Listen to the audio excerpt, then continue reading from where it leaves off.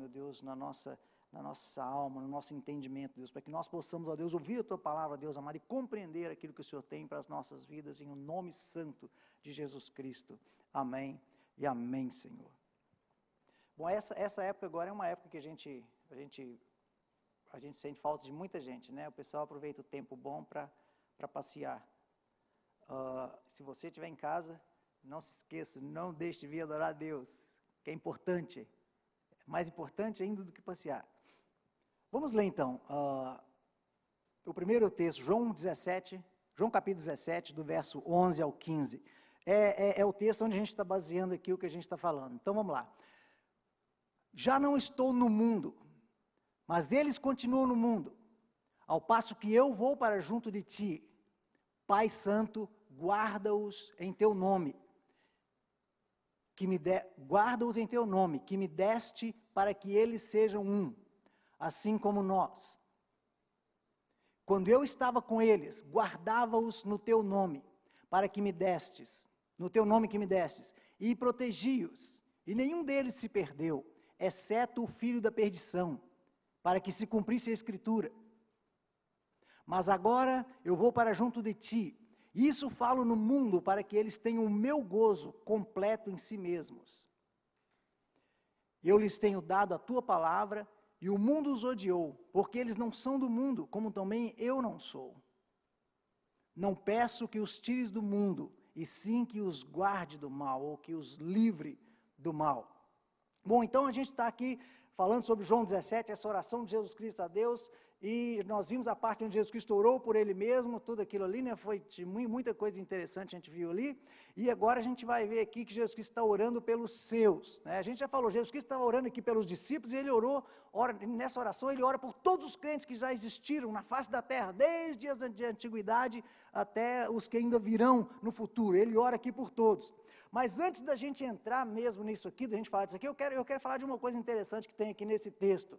Aqui nessa oração, Jesus Cristo fala do caso de Judas, né, do filho da perdição. Isso é um assunto interessante até, a gente vai dar uma pinceladinha aqui, porque muita gente fica nessa coisa, nem Judas, né? O pessoal fica, mas e Judas? Será que Judas foi salvo? Judas traiu Jesus Cristo? Como é que é o caso de Judas? E aqui Jesus Cristo fala sobre Judas. Agora, veja bem, por que nesse momento dessa oração tão sublime, onde Jesus Cristo está ali derramando o coração dele diante do Pai, para cuidar dos filhos dele, dos discípulos dele, Jesus Cristo traz à tona essa coisa de Judas, né? E ele ainda chama Judas do filho da perdição. O que Jesus Cristo quer dizer nessa expressão dele aqui, nessa coisa que ele está falando aqui? Jesus Cristo quer dizer exatamente isso, que Judas, apesar de ser um dos 12 discípulos, ele não era um daqueles que o Pai entregou para ele. Você pode entender isso? Porque Jesus Cristo fala que Deus, Senhor, eu oro pelos que tu me destes. E nenhum deles se perdeu, mas o filho da perdição, além de Judas, o filho da perdição. Então Judas era um dos 12, mas ele não era um daqueles que o Pai entregou nas mãos, ele não era um daqueles conhecido desde antes da fundação do mundo que Deus entregou para que Jesus Cristo salvasse, apesar dele ser um dos 12, é estranho isso, né? Ele não pertencia ao mesmo grupo, ele estava naquele grupo dos 12, mas ele nunca pertenceu a ele, porque se Jesus tivesse dito, Pai, eu guardei todos eles, menos Judas, Jesus Cristo então estaria admitindo que ele falhou em guardar a vida dos discípulos. Senhor, eu guardei todos os que o Senhor me deu, menos Judas, Judas se perdeu. Jesus Cristo está admitindo que ele falhou em cuidar de Judas, mas não era isso. O que ele quis dizer que era que Judas, apesar de estar no meio dos 12, não era um daqueles que Deus deu para ele. Ele não era. Por isso Jesus Cristo chama ele de filho da perdição. Guardei todos, menos o filho da perdição. O que ele está dizendo aqui é que de todos aqueles que me acompanharam, durante todo esse período, eu guardei todos aqueles que me destes. Judas não, Judas nunca nasceu de novo, ele nunca se tornou um cristão, mesmo estando na companhia de Cristo, Judas nunca nasceu de novo e nunca se tornou um cristão. Aí você fala, mas como que isso é possível? Judas ouviu os ensinamentos de Jesus Cristo, Judas viu os milagres que Jesus Cristo fazia, Judas, eu acredito que até fez alguns milagres em nome de Jesus Cristo. Você se lembra semana passada quando eu citei que naquele grande dia Jesus Cristo vai olhar para muitas daquelas pessoas que vão falar, mas Senhor, não profetizamos nós em Teu nome, não curamos nós os enfermos em Teu nome, nós não fizemos, Senhor, tantas coisas em Teu nome, e Jesus Cristo vai olhar para eles e falar assim, apartai-vos de mim, malditos, porque eu nunca vos conheci. Judas é um exemplo disso, essas coisas são possíveis. É por isso que eu falei para vocês o outro dia, existem muitas pessoas que frequentam as igrejas hoje, que elas não são realmente cristãs, e eu falei aqui outro dia que nós temos a responsabilidade de examinarmos a nós mesmos todos os dias. A palavra de Deus diz, examinai-vos. Nós temos que examinar a nós mesmos e fazer essa pergunta, gente, será que eu sou um cristão de verdade? Será que Jesus Cristo é aquele que domina a minha vida? Será que a palavra de Deus é aquela que domina os meus passos? Eu tenho que me analisar todos os dias, porque se eu fizer essa pergunta, será que é Deus que domina a minha vida? Será que é a palavra de Deus que domina o meu pensamento e o meu sentimento? Se eu fizer essa pergunta para mim mesmo e a resposta for não, então eu tenho que me converter, então eu tenho que voltar e repensar as coisas, porque alguma coisa está errada. Se o que domina a minha vida são os meus próprios desejos, se aquilo que eu desejo, se aquilo que eu quero, vem em primeiro lugar, do que aquilo que Deus quer e aquilo que Deus deseja de mim, então alguma coisa está errada. Eu tenho que examinar a mim mesmo, as minhas prioridades, e prestar atenção, porque naquele grande dia eu posso escutar isso de Jesus Cristo, apartai-vos de mim, malditos, porque eu nunca vos conheci. Porque Jesus Cristo veio para dar vida eterna àqueles que o Pai deu para Ele. E nesse mesmo texto aqui nós vimos Jesus Cristo falando que a vida eterna é que te conheçam a Ti, o único e verdadeiro Deus, e a Seu Filho Jesus Cristo. Isso é vida eterna. Nós temos que ter certeza que nós estamos gastando os nossos dias aqui nessa terra, conhecendo a Deus, e conhecendo a Jesus Cristo, que Ele enviou para nos salvar. Nós temos que ter certeza disso. Então essa era a grande questão de Judas. Judas estava com eles, no meio deles, fez tudo o que eles faziam, participou de tudo que eles faziam, mas naquele momento ali, ele era o filho da perdição. Ele deixou, Satanás usou ele, fez tudo, Jesus Cristo não cuidou, ele não era um deles. Coloca para mim, por favor, João 6, 68 a 71. Jesus Cristo menciona isso aqui, em João no capítulo 6, do verso 68 ao 71. Ele diz, veja bem, respondeu-lhe Simão Pedro, dizendo, Senhor, para quem iremos nós? Tu tens as palavras da vida eterna. E nós temos crido e conhecido que Tu és o Santo de Deus. Replicou-lhes Jesus, não vos escolhi eu em número de 12? Contudo um de vós é diabo. Jesus Cristo falou várias vezes isso, só que no momento que Jesus Cristo falava isso para eles não entendiam, eles não conseguiam entender. Por essa razão, Jesus Cristo, nesse momento que ele estava fazendo essa oração aqui a Deus, Jesus Cristo orou alto e mencionou essas coisas. Por que Jesus Cristo mencionou isso alto? Porque Judas ainda não tinha traído ele, Judas ainda ia trair, e quando aquilo acontecesse, quando Judas viesse naquele momento de trair Jesus Cristo, de entregar Jesus Cristo na mão dos perseguidores dele, os discípulos então iam se lembrar disso, e eles não iam entrar em pânico, porque Jesus Cristo avisou para eles que Judas não fazia parte do grupo, apesar de estar com ele. É possível isso? É possível. É possível nós estarmos no meio da turma e não fazer parte dela. Então nós temos que analisarmos a nós mesmos, Senhor, isso nós podemos fazer, analise-se, olhe para você mesmo, é isso que Jesus Cristo manda a gente fazer sempre. A pergunta aqui é, por que Jesus menciona isso aqui nesse momento de oração, como eu disse? Ele fala disso em alta voz, porque ele manteve todos menos o filho da perdição, porque ele queria que o Pai fosse glorificado nele. Jesus Cristo queria que os discípulos dele vissem a divindade dele, que ele realmente era de Deus, ele vinha de Deus, ele queria que os discípulos vissem isso. Judas não era um dos que foi dado a ele pelo Pai. Outra razão que Jesus queria que eles ouvissem isso é para que eles soubessem o que queria acontecer, como eu disse, que Judas ia fazer, e que eles não se alarmassem com aquilo. Jesus já havia falado disso lá em João 6, aqui como a gente olhou, acabou de ler, mas eles não entenderam, e aqui ele fala de novo, e ele falou em alguns outros lugares ainda. Lá no capítulo 6, no capítulo 13 e no 17, ele falou todas essas coisas, para que eles entendessem isso. E essa então é a terrível fotografia da diferença entre pertencer ao mundo e pertencer a Deus, e pertencer a Cristo. Judas era um dos 12, mas estava perdido, Por isso ele fala: Pai, eu não oro pelo mundo, eu oro por aqueles que o Senhor me deu, antes da fundação do mundo.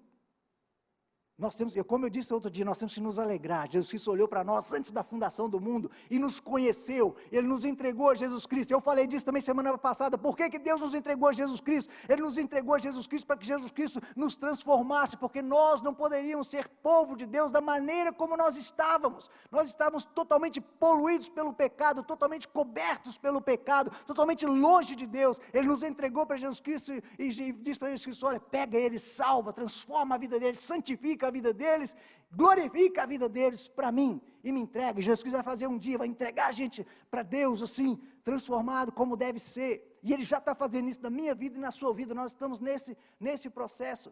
Graças a Deus, glória a Deus, glória a Deus.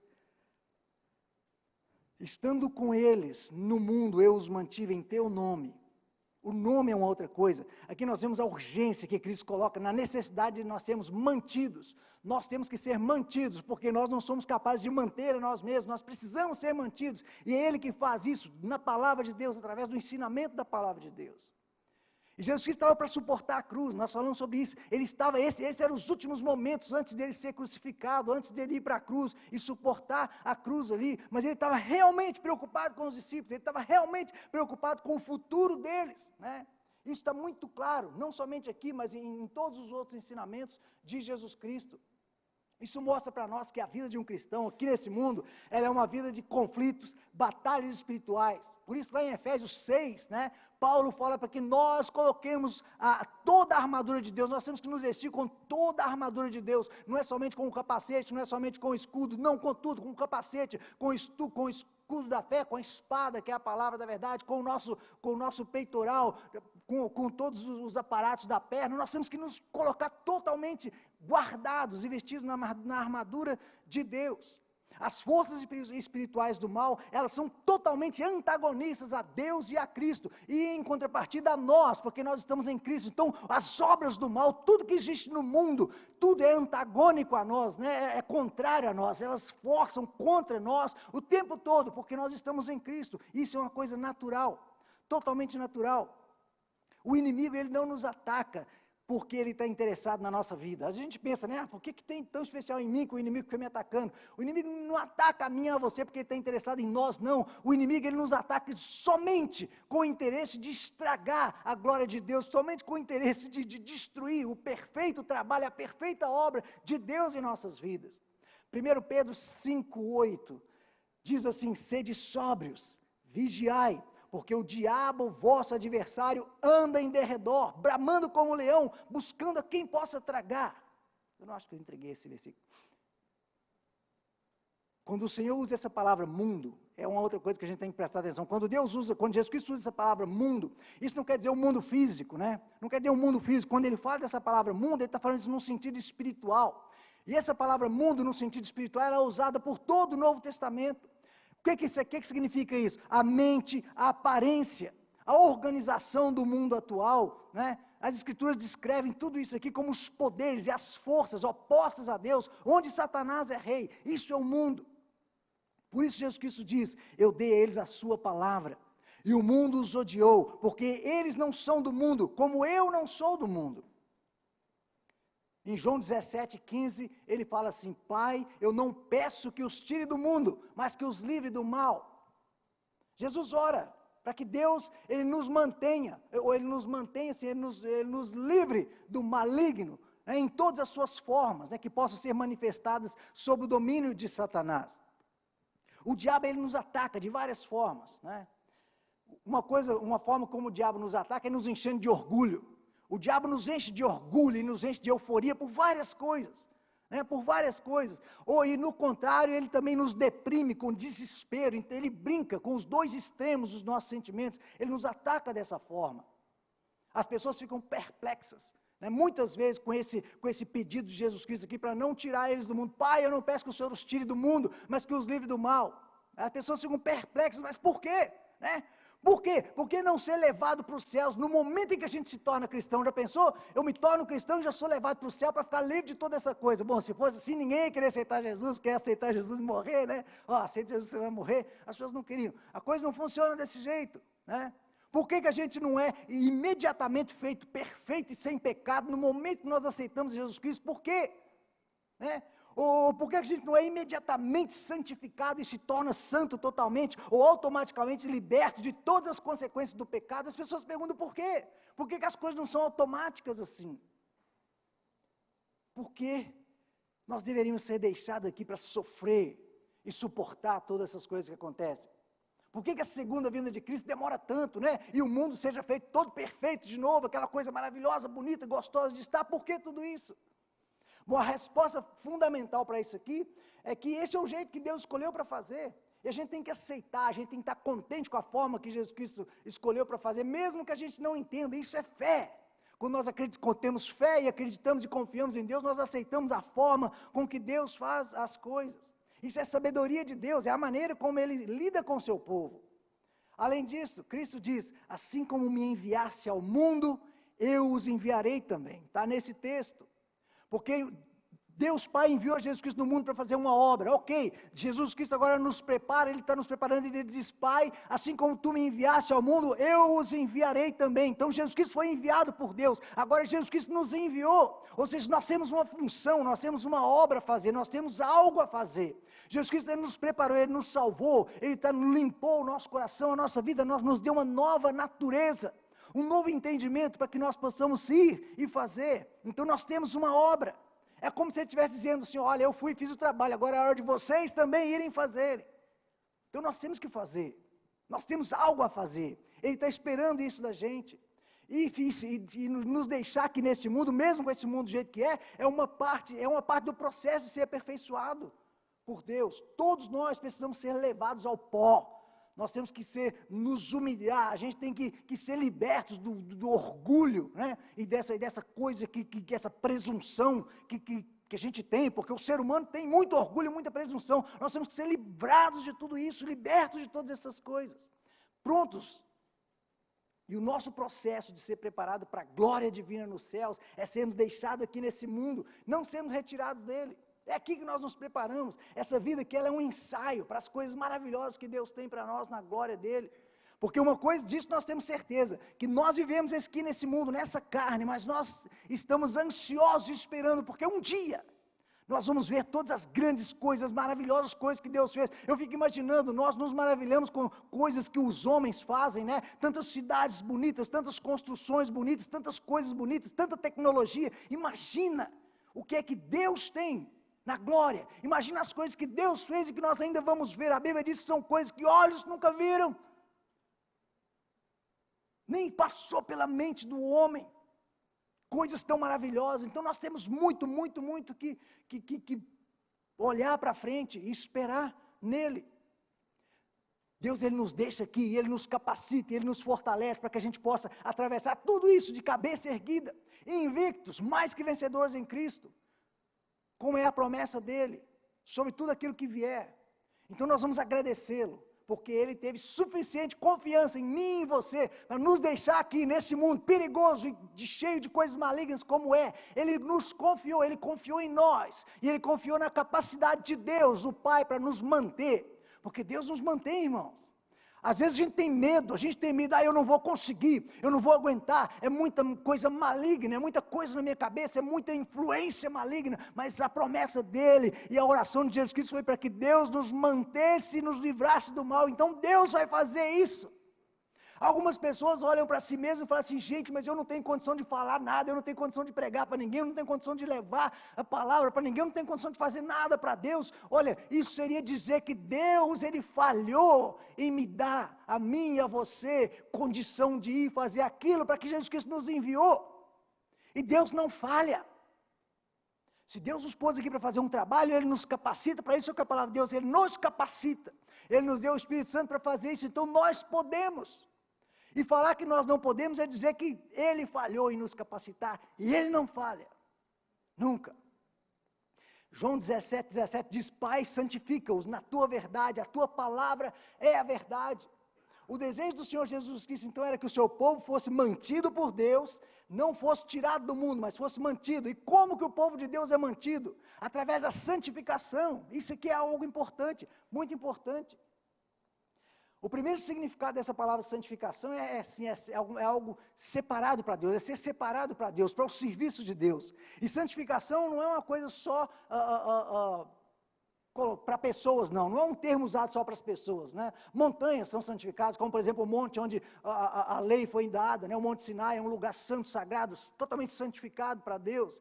O templo, né? Todos os utensílios, aquelas coisas, são coisas que foram santificadas para Deus, totalmente separadas para o uso de Deus. Totalmente separado de quê? De tudo que contamina e perverte.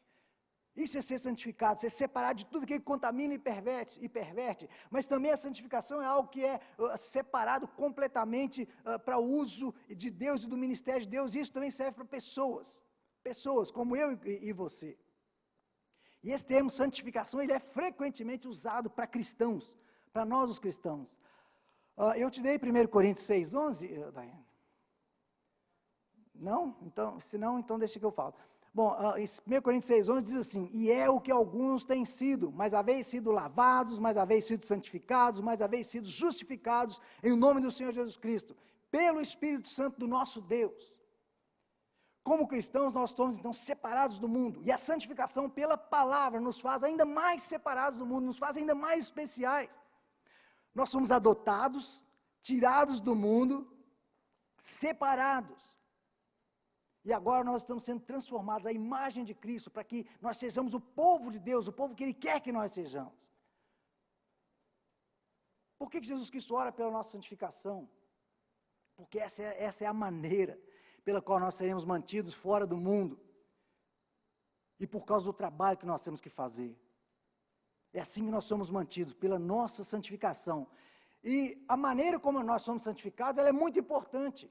E o Senhor Jesus Cristo diz aqui que é através da palavra de Deus, é a palavra de Deus que nos santifica. É isso que eu tenho falado aqui muitas e muitas vezes. Nós temos que ler a Bíblia, é a palavra de Deus que nos santifica, é conhecer a palavra de Deus que nos santifica, é conhecer a Deus, é conhecer Jesus Cristo que nos santifica. Não é o tal do monasticismo, né? Tem pessoas que acham que se elas forem para um monte, uma montanha lá longe, no Himalaia, para aquelas regiões lá, e ficar totalmente, cortar totalmente os laços com o resto da humanidade, que ele então vai conseguir se santificar. E não é isso.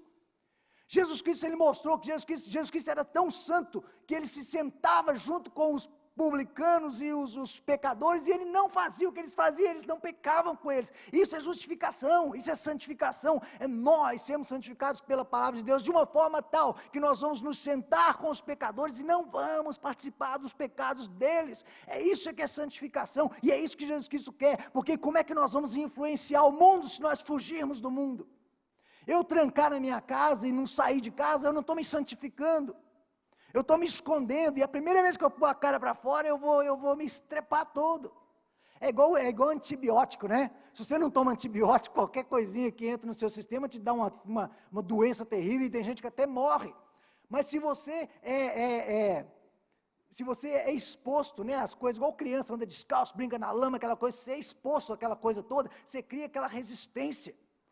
Você cria aquela resistência, então você está no meio da doença e não pega a doença. É uma coisa mais ou menos assim. E é isso que é santificação. Mas essa santificação só é possível através da palavra de Deus, de conhecer a palavra de Deus. Isso quer dizer nos tornarmos como o Senhor Jesus Cristo, imunes ao ponto disso, como eu falei, sentar junto com pecadores e não ser poluídos por eles. Ele também nos santifica para que a gente possa evangelizar. Isso aqui é uma coisa grande. Evangelizar é uma obrigação de todos nós, não somente de pregadores. As pessoas pensam que quem tem a obrigação de evangelizar são os pregadores, esses evangelistas, esse pessoal que... Não, essa é uma obrigação de todos nós, de cada um de nós. E como que a gente influencia? A gente influencia a gente evangeliza através de influenciar as pessoas. A gente conversa individualmente, né? Aquela coisa toda, não esses grandes encontros, essas grandes reuniões, essa coisa toda que a gente vê no mundo hoje.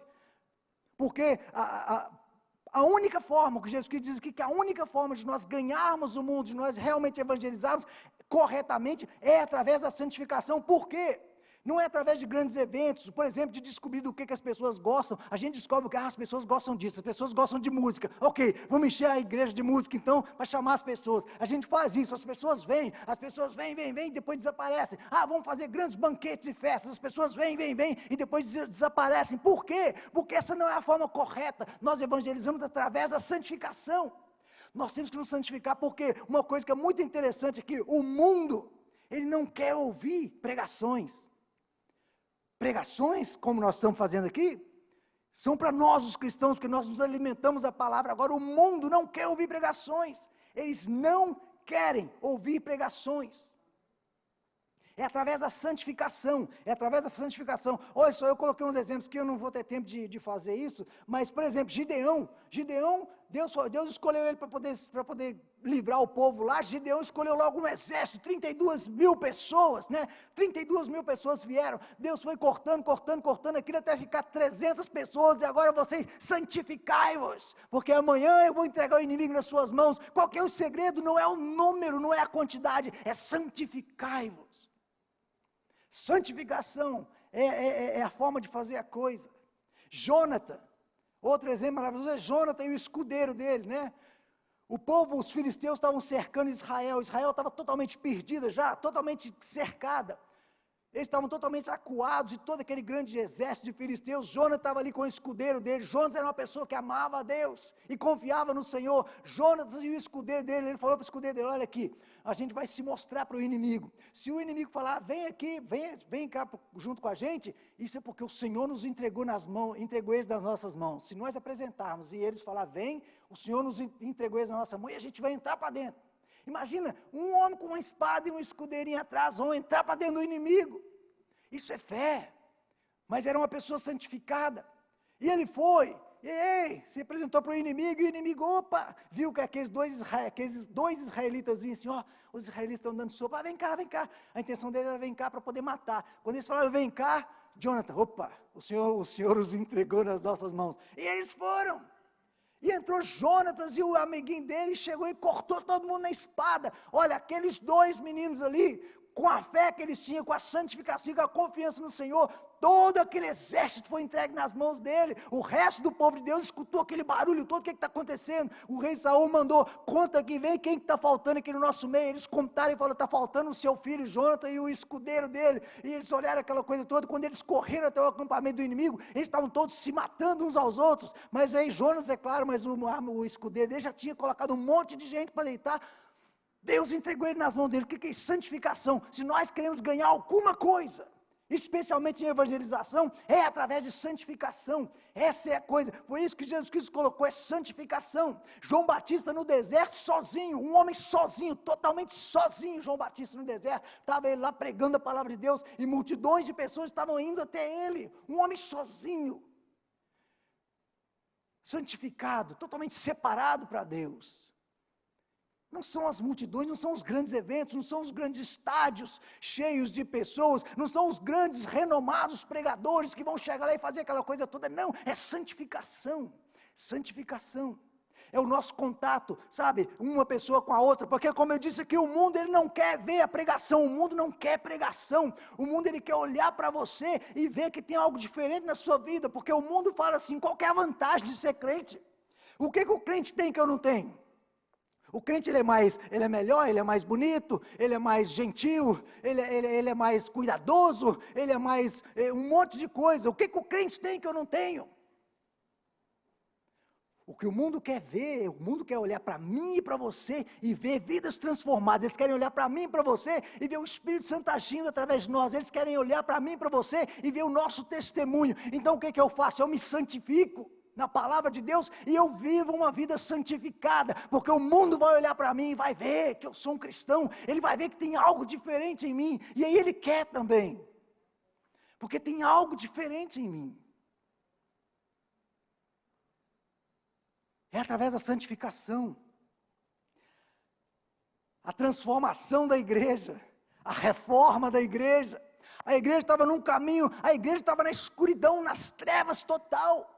A transformação da igreja aconteceu por causa de um homem, Martinho Lutero, que viu toda aquela situação. Era um homem que se santificou a Deus, e que permitiu ser usado por Deus, aquele homem transformou toda a história da igreja.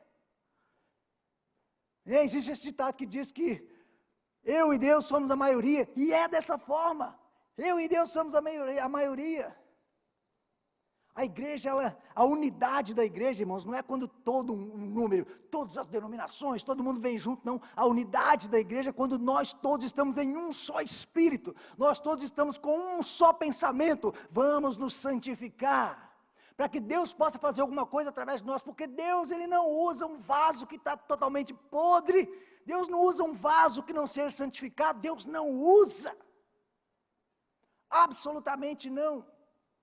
Então nós temos que santificar. Jesus Cristo fala, é a santificação. Pai, santifica-os, a tua palavra é a verdade, santifica-os na tua verdade. E nós precisamos disso. Nós precisamos disso.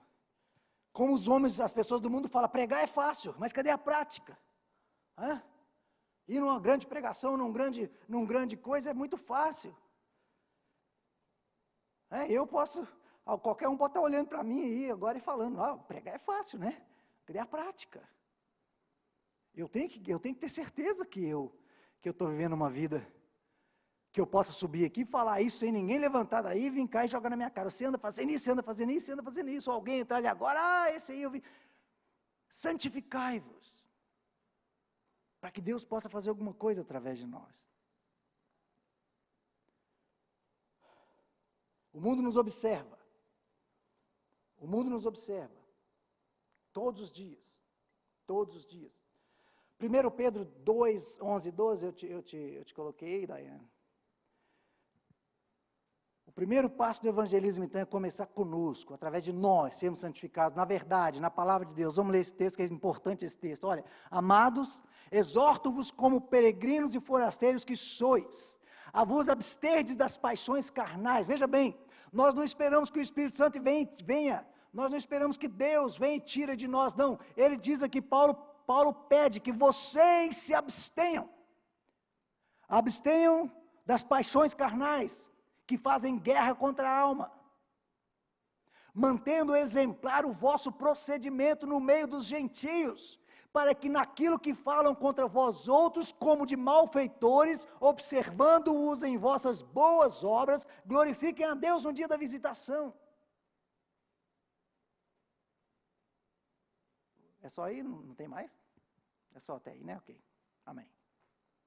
Glorifiquem a Deus. Você vê a importância? Abstenha. Nós temos que nos abster dessas coisas. O que é isso? Santificação.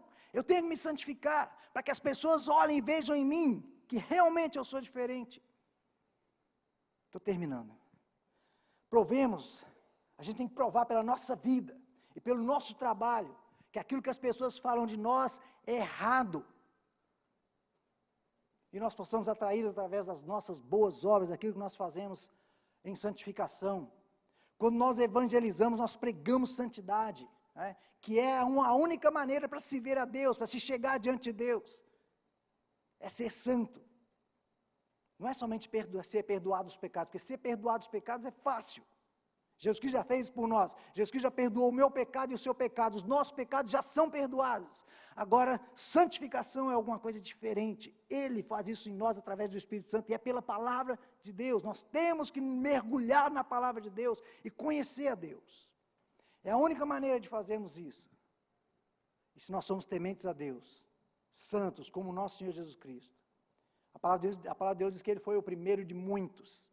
Nós somos esses muitos, Ele foi o primeiro, nós somos os muitos que vêm atrás. Nós temos que ser como Ele. Santificai-os, Pai. Faça-os como a mim mesmo, para que eles possam te glorificar no meio dos homens e mulheres do mundo. Vamos parar por aqui, semana que vem a gente fala mais. Amém. Vamos orar em nome de Jesus. Deus, nós glorificamos ao Senhor, Pai. Nós agradecemos ao Senhor pela Tua palavra, meu Deus. Deus, a Tua palavra é a verdade, Senhor. E é pela Tua palavra, meu Deus, que nós somos santificados, ó Pai. Deus, nós nos colocamos, ó Pai amado, à disposição do Teu Espírito Santo, Deus. Meu Pai, eu quero Te agradecer, porque o Senhor colocou dentro de nós o Teu Espírito. Eu quero Te agradecer, Pai, porque o Senhor nos deu os meios, ó Pai, para a nossa santificação. Eu peço a Deus que o Espírito Santo continue essa obra, tenha toda a liberdade, ó Deus, para fazer essa obra nas nossas vidas, ó Pai, essa obra de santificação, para que nós sejamos, ó Deus, cristãos na Tua presença, Senhor, para que o mundo possa ver que nós somos Teus filhos, Pai, nós somos Teu povo, em nome de Jesus Cristo, e que nós possamos testemunhar e testificar de Ti, Senhor, para que almas venham à Tua presença, Senhor, para que pessoas sejam salvas em Ti, Pai, em nome de Jesus Cristo. Eu Te agradeço, Pai, agora e sempre, em nome de Jesus. Amém. Amém, Senhor. Graças a Deus. Bom, nós vamos terminar aqui então. Se você quiser alguma oração, logo depois você pode vir aqui, a gente vai orar em nome de Jesus Cristo. Muito obrigado por todos vocês que vieram. Chegou o nosso amigo e disse, como que é seu nome? Você? É? É o esposo da Chile. Essa luz na minha cara aqui, eu vi chegando e não te conheci, eu não te reconheci. Seja bem-vindo em nome de Jesus. Muito obrigado a todos vocês que estão aqui. Que Deus os abençoe e que nós tenhamos uma semana de vitória na presença de Deus, em nome de Jesus Cristo. Que Deus abra portas poderosas, que Deus te abençoe de todas as formas possíveis. Em nome de Jesus Cristo. Amém? Amém. Vamos em paz, então, que Deus nos abençoe. Amém.